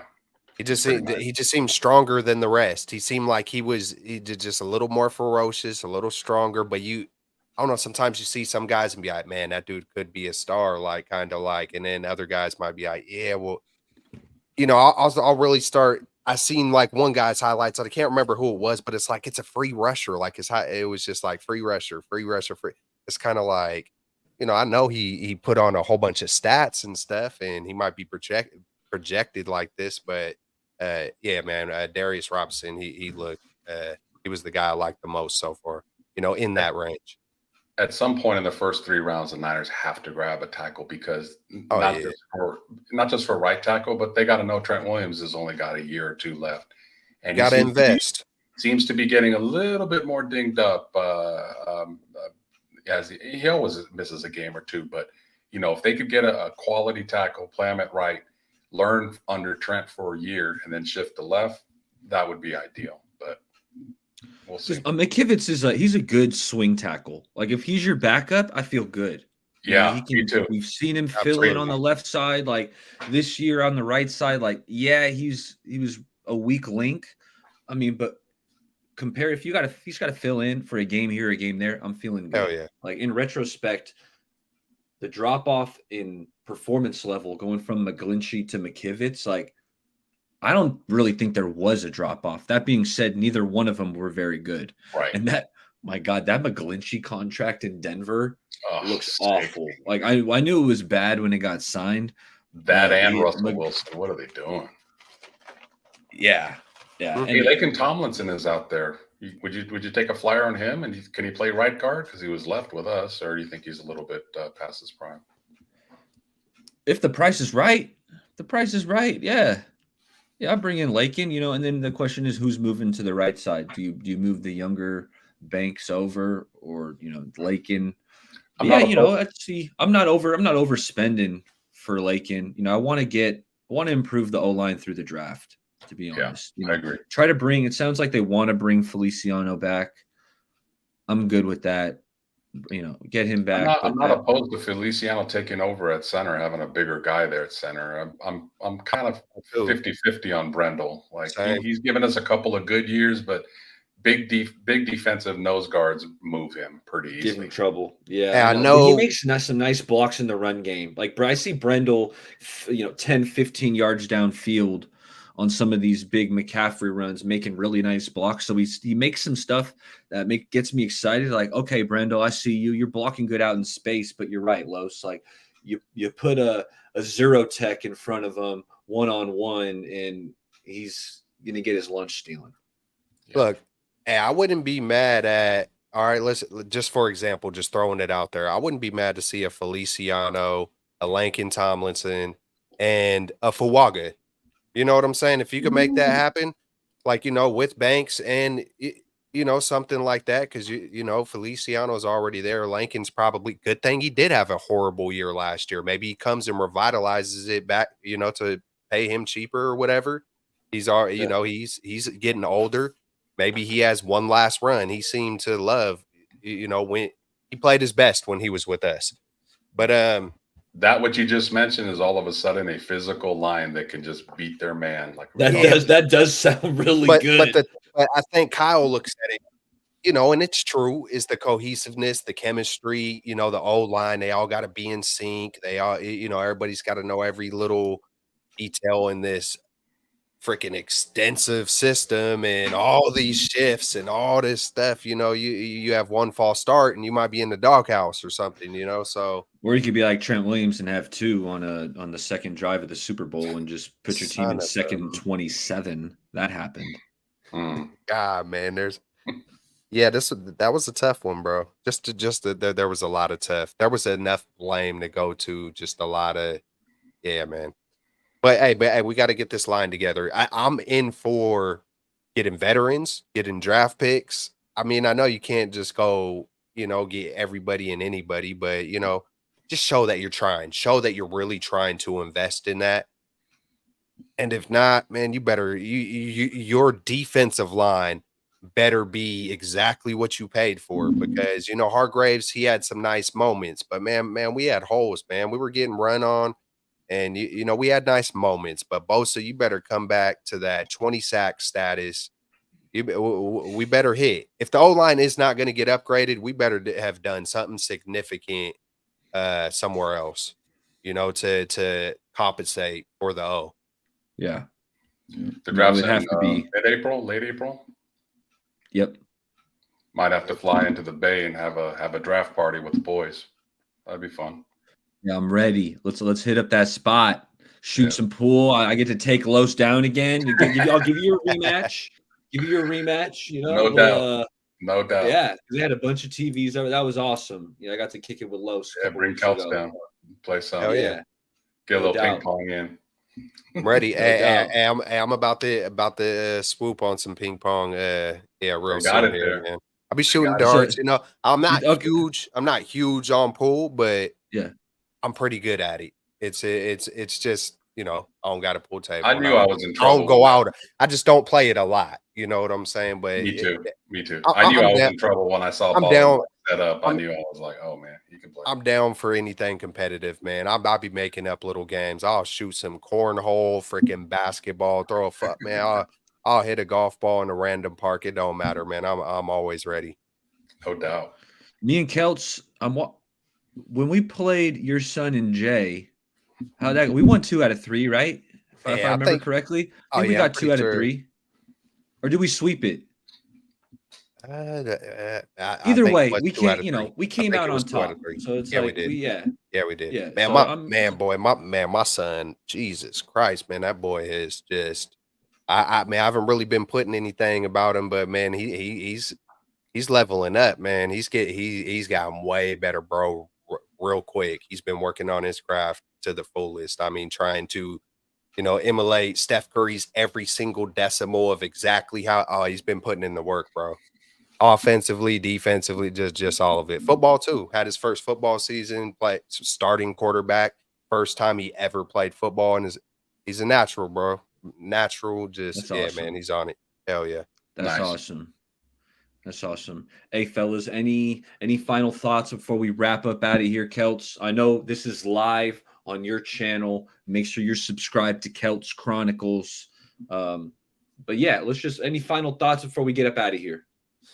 Man, it's all about the logo. It's all about the logo. Players come and go. Coaches come and go. And don't be so caught up in and that's not me saying, hey, I want Kyle out of here right now. That would be dumb. Yes, I know that. You know what I'm saying? And have fun with it, man.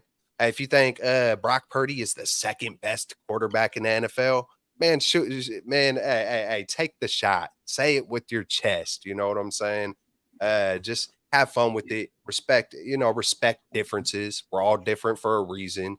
Don't take this sports stuff too serious. But I love my Niners, so it does hurt. Sometimes I do. Sometimes I'm quick to recognize and flip the script and get back on the right track because, I can't let this eat me up too much, man. So, hey, y'all know where to find me, Keltz Chronicles. If I'm getting goofy, it's on purpose. So, yeah, man, we appreciate everybody. Much love, real talk. Los, it was dope. Baller, you know what it is. Hey, let's just hopefully we come back stronger and eventually get it. And hopefully Shanahan matures, man. That's all I can say. It's just, that's it. Hope so. Los, take us home. Yeah, man. There's a lot of different ways to build a house, and we all have our different ideas about what to do here and what to do there. And, there's a lot of different ways to put this team together. At the end of the day, we all want the same thing, which is the best possible team that could be out there and the best possible coaching staff to make the decisions to put them in a position to win big games and the biggest game, which is the one that's a tough one to get right now. So, hey, we're all passionate. You know, we agree to disagree, but hey, I loved it tonight, man. It's one of the better ones that I've been on. Love you guys' passion, X's and O's, everything. So right on for the invite. You can always get a hold of me and run it back again and again and again. So props to both of you gentlemen. I appreciate that. Thanks for hopping on. The chat was live. We thank all you guys. I mean, I think Red Jet was like the first comment and the last comment. So shout out to Red Jet for rocking with us. Hey, you guys have a good rest of your night. I'll hit you guys up and we'll talk soon.